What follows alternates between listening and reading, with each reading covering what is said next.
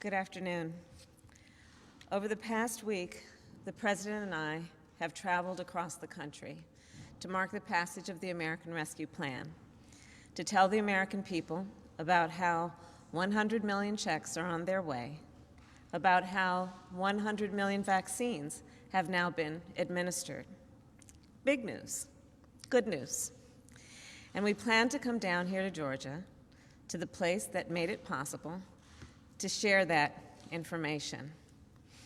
And then Tuesday night, we learned that 8 of our neighbors were killed in a heinous act of violence.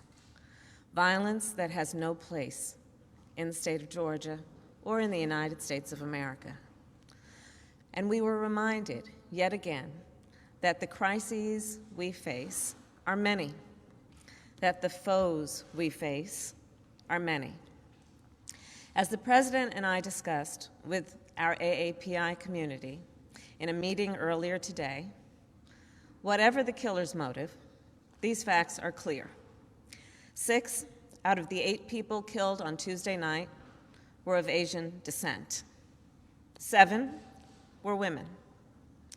The shootings took place in businesses owned by Asian Americans. The shootings took place as violent hate crimes and discrimination against Asian Americans has risen dramatically over the last year and more. In fact, over the past year, 3,800 such incidents have been reported, 2 of 3 by women. Everything from physical assaults to verbal accusations. And it's all harmful. And sadly, it's not new. Racism is real in America, and it has always been. Xenophobia is real in America, and always has been. Sexism, too. In the 1860s, as Chinese workers built the Transcontinental Railroad, there were laws on the books in America forbidding them from owning property. In the 1940s, as Japanese American soldiers defended our nation, more than 120,000 Japanese Americans were forced to live in internment camps, an obvious and absolute abuse of their civil and human rights. Asian Americans have been attacked and scapegoated. People who are perceived as Muslim know what it was like to live in our country after 9/11. For the last year, we've had people in positions of incredible power scapegoating Asian Americans, people with the biggest pulpits spreading this kind of hate.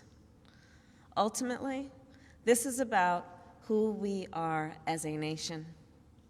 This is about how we treat people with dignity and respect.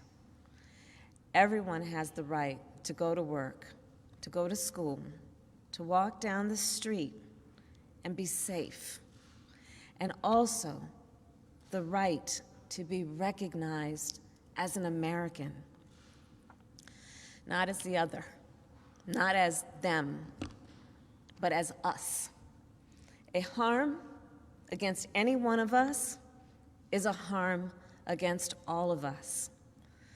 The President and I will not be silent. We will not stand by.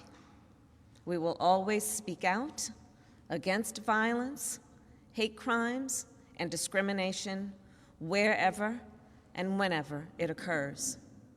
And it is now my great honor to introduce the President of the United States, Joe Biden.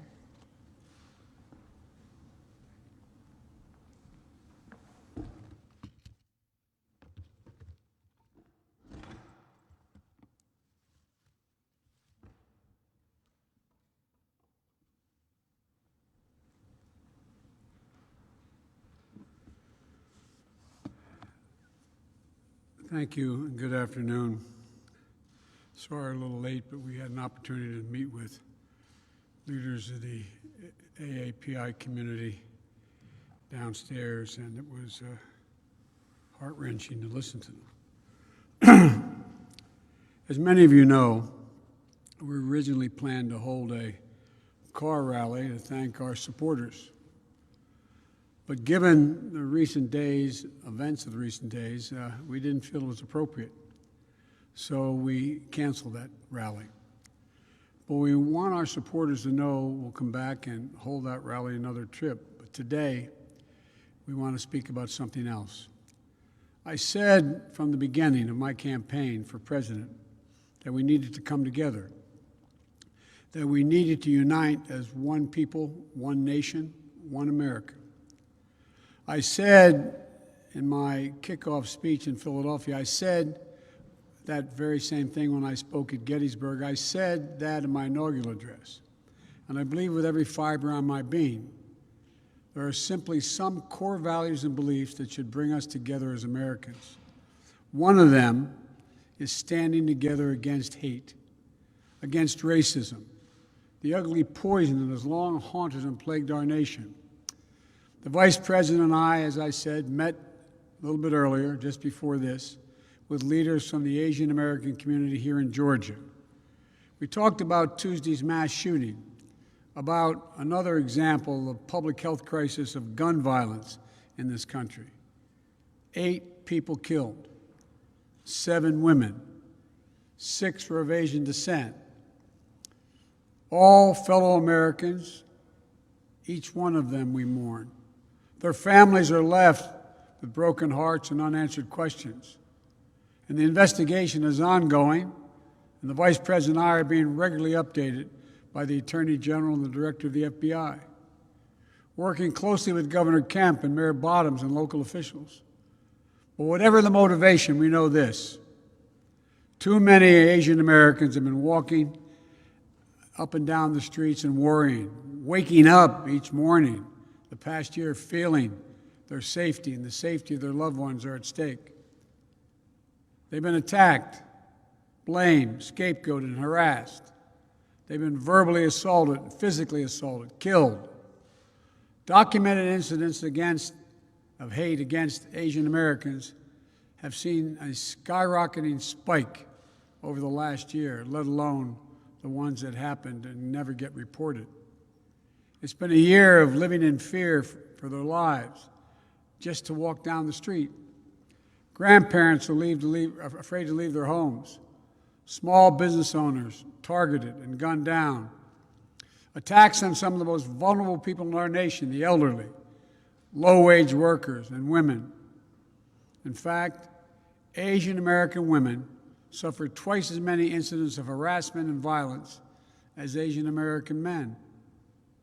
We're learning again what we've always known. Words have consequences. It's the coronavirus, full stop. The conversation we had today with the AAPI leaders and that we're hearing all across the country is that hate and violence often hide in plain sight. It's often met with silence. That's been true throughout our history. But that has to change because our silence is complicity. We cannot be complicit. We have to speak out. We have to act. In my first week in office, I signed an executive order directing federal agencies to combat this resurgence of xenophobia. The Department of Justice is strengthening its partnership with the AAPI community to prevent these crimes, in addition to its other work to take on violent extremists and domestic terrorism. I'm calling on Congress to pass and get to my desk the COVID-19 Hate Crimes Act. And the House just passed the reauthorization for the Violence Against Women Act, a law I authored more than 25 years ago, and is one of my proudest legislative achievements. I call on the Senate to swiftly pass it and get it to my desk. But for all the good that laws can do, we have to change our hearts. Hate can have no safe harbor in America. It must stop. And it's on all of us together, to make it stop. Something else should bring us together, and that is a belief in science. Science isn't something that should divide us. There's nothing political about it. There's nothing partisan about it. One of America's best examples of commitment to science is headquartered right here in Atlanta, the Center for Disease Control and Prevention.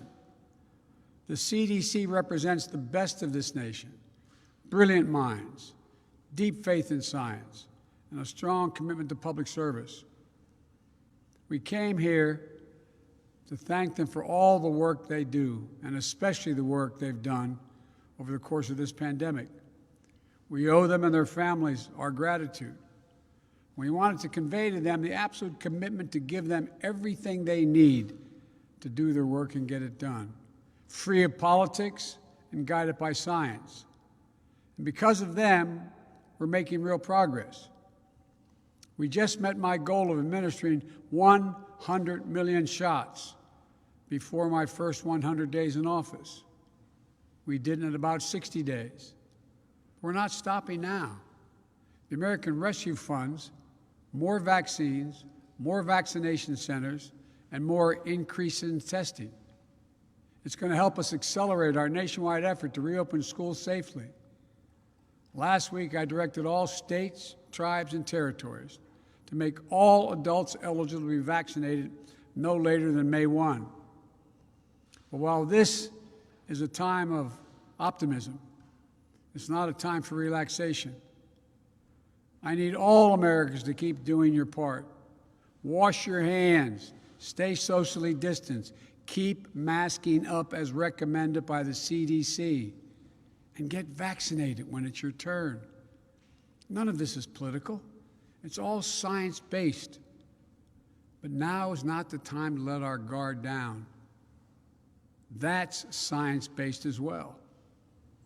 In the last week, we've seen increases in the number of cases in several states. Things may get worse as new variants of the virus spread.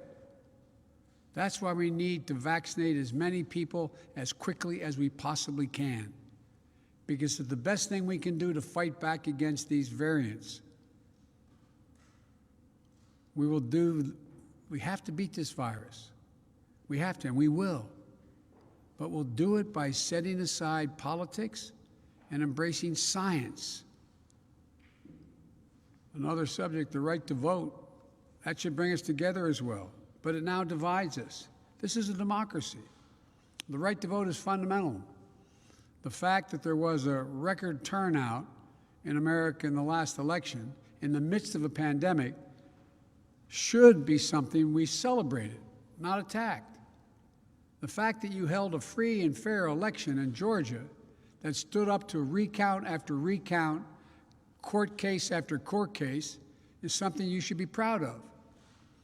The fact that your poll workers, your election workers, your volunteers, your local officials, your state officials, your courts stood up to the immense pressure with character and honesty and integrity helped save our democracy.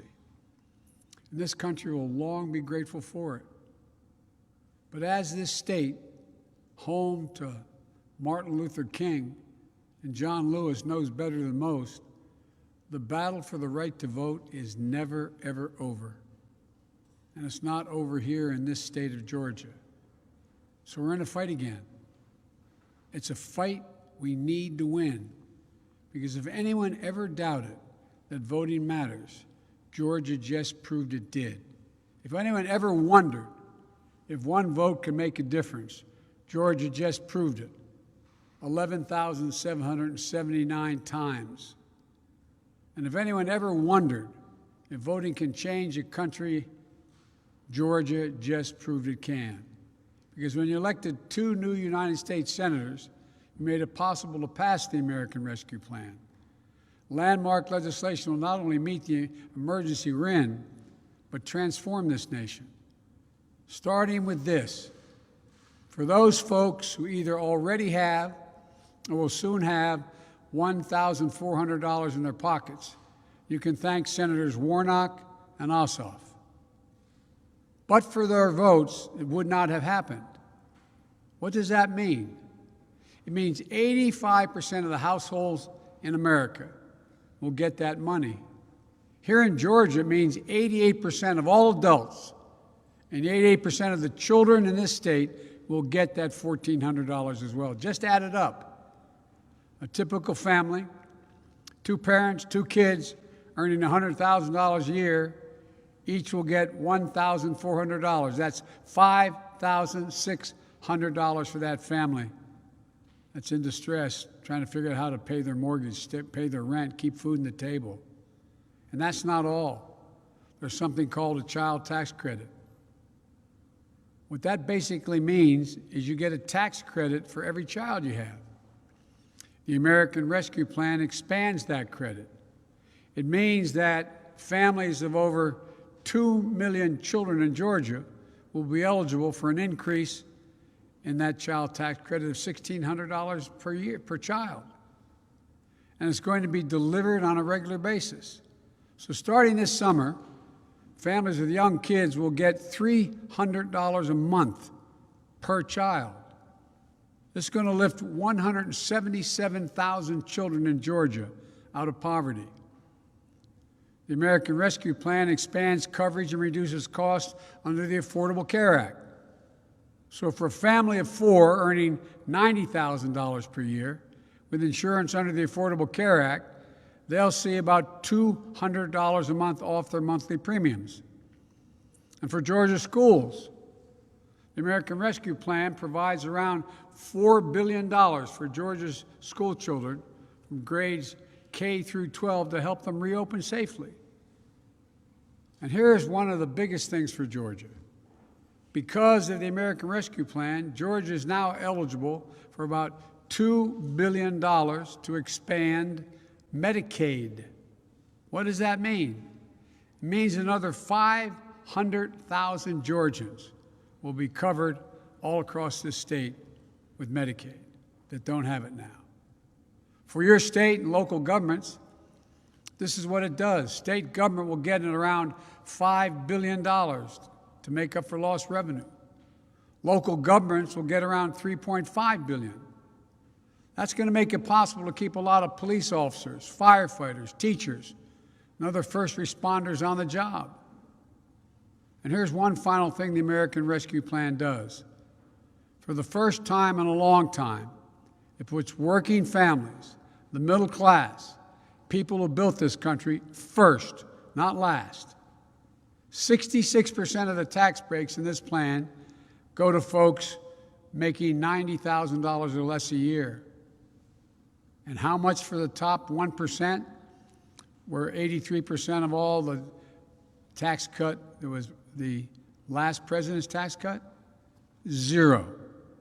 Top 1% get 0. But the American Rescue Plan isn't only about putting money in the pockets, people's pockets. It also will create and spur economic growth in America. That's why major economists, left, right, and center, support this plan. Even Wall Street agrees.